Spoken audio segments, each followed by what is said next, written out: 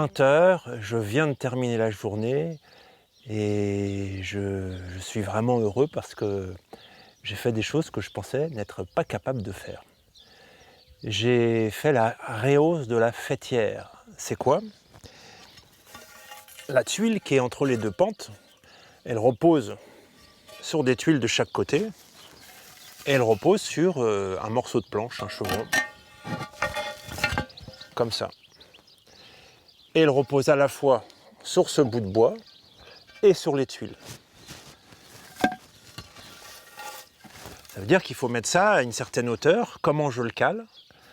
Voilà. Et quand on discute avec les maçons, avec les gens qui posent les toits, ils vous disent « Jean-Marie, c'est facile ». Ça fait un moment que je me demande, mais comment ça se fait qu'ils disent tous que c'est facile? Et pour tout, quand quelqu'un connaît quelque chose, c'est facile. Effectivement, c'est facile. Pourquoi c'est facile? Parce que si on regarde en termes de principe, pour faire ce que j'ai fait, eh bien c'est tout simple. J'ai eu besoin d'un mètre pour mesurer, d'un crayon pour tracer, donc le principe mesurer, tracer, d'un niveau pour mettre à niveau, et d'une visseuse pour visser.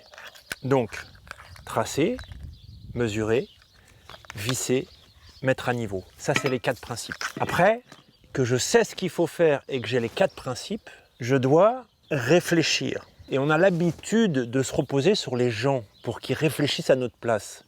Et là, plus on réfléchit sur le terrain, pas sur un bout de papier, parce qu'on va se tromper, on va faire des calculs qui sont dans notre tête. Mais sur le terrain, je réfléchis.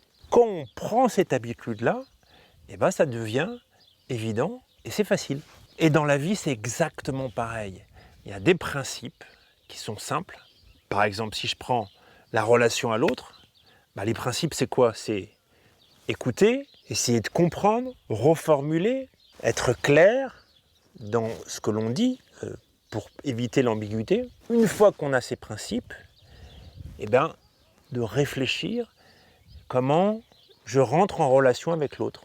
Donc on a ces principes et dedans, ce qu'on va dire, la façon dont on va écouter, à quel moment on parle, à quel moment on reformule, à quel moment... Et bien tout ça, c'est un savant mélange qui va être la technique qui vient vraiment de nous. C'est-à-dire c'est ce qui nous est propre. Et qu'est-ce qu'il faut pour que ça marche? Il y a un ingrédient super important, c'est se faire confiance. C'est y aller avec tout son cœur. Si je suis dans la peur, je vais me restreindre et mon esprit va être complètement dans un effet tunnel, il va être étriqué et il ne va rien voir parce que la peur rétrécit le champ d'action, rétrécit le champ de pensée. Si je suis dans la confiance que ça va fonctionner, je vais regarder les choses comme un enfant et je vais avoir une ouverture, je vais voir les choses et les choses, je vais les recevoir. Elles me sont données.